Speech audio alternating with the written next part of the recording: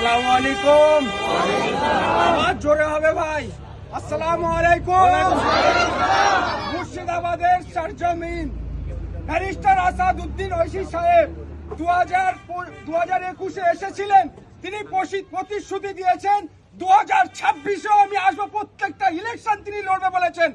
ইতিপূর্বে ইমরান সোলাঙ্কি সাহেবের সঙ্গে এবং আমাদের কলকাতা প্রেসিডেন্ট নাফিস আনসারির সঙ্গে কথা হয়েছে পরশু দিনে। তিনি কথাও বলেছেন ফোনে বিকালে।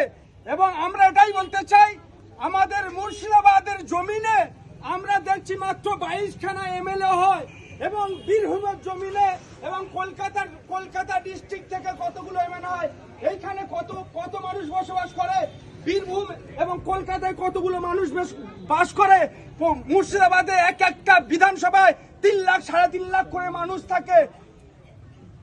ওই বীরভূম এবং কলকাতার তুলনা করলে এই মুর্শিদাবাদের একটা ডিস্ট্রিক্টে 2টো করে এমএলএ বাড়াবে।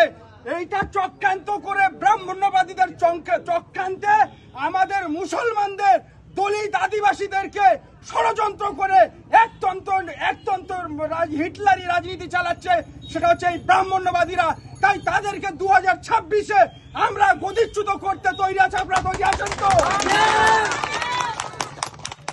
কাশিরাম তিনি বলেছেন একটা অনেক বড় মাপের নেতা ছিল ভারতবর্ষের জমিনে। ব্যারিস্টার আসাদউদ্দিন ঐশী বলেন যে প্রথম ইলেকশন হারো, দ্বিতীয় ইলেকশন হারাও, আর তৃতীয় ইলেকশন আপনার বিজয়ী হবে। তো আমরা প্রথম ইলেকশন লড়েছি 2021-এ, হেরেছি। দ্বিতীয় ইলেকশন আমরা লড়েছি 2023-এ। আমরা এই মুর্শিদাবাদের জমিনে এমএফএফ ঝান্ডা গেড়েছি। আমাদের এখানে প্রার্থী জিতেছে পঞ্চায়েতে, শুধু মুর্শিদাবাদে নয়, মালদাতে আমাদের বিমের ঝান্ডা করা আছে। অনেকগুলো আমাদের পঞ্চায়েতের প্রার্থী জিতেছে। সাথে সাথে আমরা এই পশ্চিম বাংলার জমিনে 2023-এ পঞ্চায়েত সমিতিও জিতেছি, ঝান্ডা গেড়েছি বাংলার জমিনে। নেক্সট আমাদের দ্বিতীয় স্টেপ এসে গিয়েছে, সেটা একটাই স্টেপ 2026-এ ইমরান সোলাঙ্কি সাহেবের নেতৃত্বে আপনারা থেকে নেবেন 10খানা কমসে কম এমএলএ দেন বাংলার ভিতর থেকে। আর আমাদের ছাড়া 2026-এ বাংলায় কোনো সরকার হবে না। ডিপটি সিএম ইমরান সোলাঙ্কিকে করতে হবে আমাদের দাবি।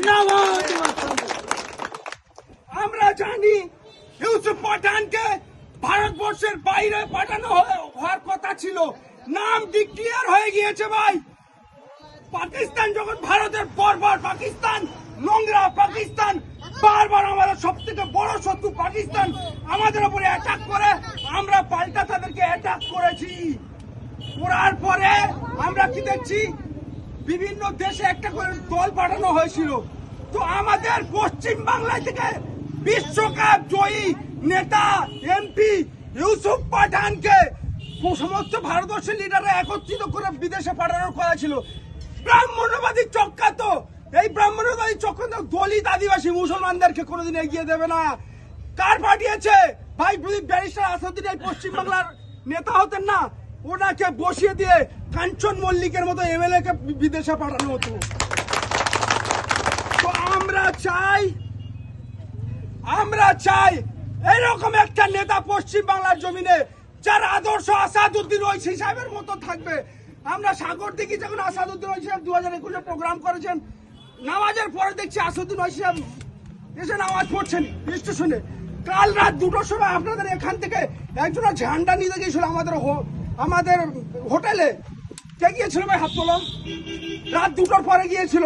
আমাদের হোটেলের রুম খোলার পরে আমরা দেখছি ইমরান সাহেব স্যারও উঠেছেন, আমাদের রাজ্য সভাপতি দেখছি নামাজ পড়ছে, যেটা আসাদউদ্দিন ঐশী সাহেব তাহাজ্জুদ গুজারি, সেই রকম ইমরান সোলাঙ্কি সাহেব আমি নিজের চোখে দেখেছি। আমাদের রাজ্য সেলিম সাহেব হয়েছে, আল্লাহ তাআলা, আমরা এটা জানি না, হঠাৎ আমরা দেখেছি রাত 2টোর পরে তিনি নামাজ পড়ছেন। স্যার জিজ্ঞেস করলাম, স্যার কটা বাজে? নামাজের পরে বলছে 2:02 হয়েছে। তো এইরকম নেতা বাংলার জমিনে দরকার, এইরকম নেতা দরকার না? দরকার না। আমি একটা স্লোগান দেবো, দিয়ে কথা শেষ করে দেবো। আপনারা এত জোরে আওয়াজ করেন, পুরো বাংলার প্রত্যেকটা বিধানসভায় আওয়াজ চলবে। তৈরি আছেন তো? আমরা ওয়াকফ নিয়ে দিল্লি আন্দোলন করতে রাজি আছি। আমরা রাজি আছি। ওয়াকফ নিয়ে দিল্লি আন্দোলন করতে যাব, কিন্তু আপনারাই বাংলায় কলকাতাতে আন্দোলন করতে পারবেন না। পারবে কেন পারবে না? কারণ আমাদের অধিকার সংবিধান দিয়েছে, গণতন্ত্র দিয়েছে, বাবা সাহেব আম্বেদকর দিয়েছে। ওয়াকাফ আইন আর্টিকেল 25, আর্টিকেল 26, আর্টিকেল 29 যেটা ভাইলেট করছে, যার কারণে আমরা এই কালা আইনের বিরুদ্ধে প্রতিবাদ করছি।